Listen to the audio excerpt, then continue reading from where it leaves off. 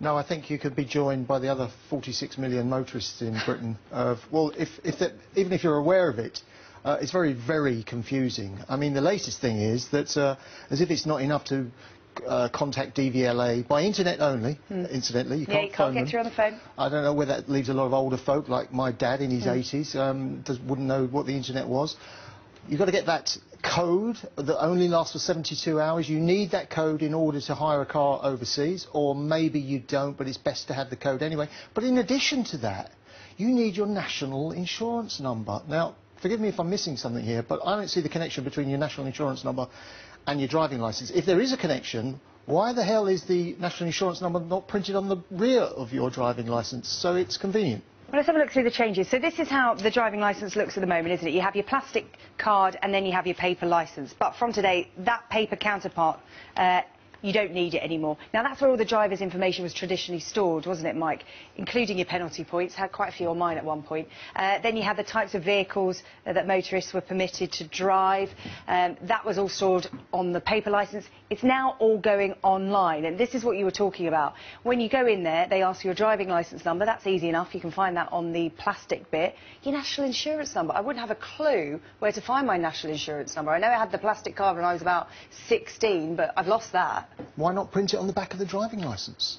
I mean, why didn't they think of this in advance? It doesn't seem joined up, does it? So logical. And why can't we, in these days of, you know, to say the least, a communications revolution, why can't all the information be on that driving licence, which is a swipe card? So you arrive at the car rental place or wherever, you put your driving licence in a machine as you would put your credit card into a machine, and it tells them everything they need to know about you. I mean, it would be so simple. This is a lousy system. This is one of the last of these dreaded documents for those who have never seen one before. That's kind of what they... All this a lot of people are lost there. So yours is clean. Nice yes, in more ways than one. I mean, it's an A4 sheet of paper. That was a lousy idea in the first place, because why do you need this to accompany a licence? Many, many years ago, they should have just designed a system whereby you swipe the card and you know everything about the driver. So the 40-odd million motorists going abroad are going to have to log on to this website before they go abroad. It crashed today. So many people were caught out thinking we're going away tomorrow. This crashed today, this website. But if you're going on holiday on a Saturday and you get your code, but you don't actually click to pick up your hire car until the middle of the following week, say on a Wednesday or Thursday, your code will have expired, in which case, while you're on holiday, you need to get online and get back in touch with the DVLA for a new code, because the original one would have only lasted 72 hours. And I wouldn't have believed it unless I heard him say it myself.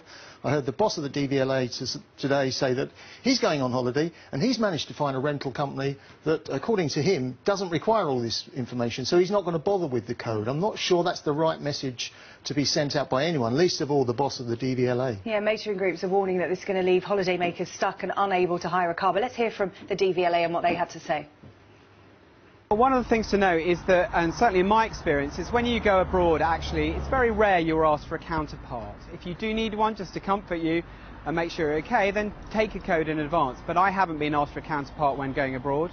So we'll see if there is chaos and confusion, but certainly, in my experience, the counterpart hasn't been used. And as I say, this is simpler and safer for the driving public. Well, the DVLA is saying that most people aren't even asked for their paper part of their licence when they go to hire a car, but the AA says 1 in 3 drivers are asked for their paper counterpart when hiring a car abroad. And from personal experience, I know that I've come unstuck before when I've just taken the plastic bit. So how joined up is this? If you go to a little rental car company in the middle of Sicily, for example, are they going to be aware of these changes? Well, I mean, you know, you won't know until you arrive what the reception is going to be and who you're going to get. Are you going to get a job's worth? Are you going to get somebody who's new in the job, who's desperate not to take risks and therefore insisting on the code? Are you going to get people that the DVLA boss has apparently found who are not bothered? I mean, he says that most people will be okay, but that still leaves millions potentially in the lurch. We're talking about here, you know, most adults in Britain, the vast, vast majority of adults in Britain are licence holders.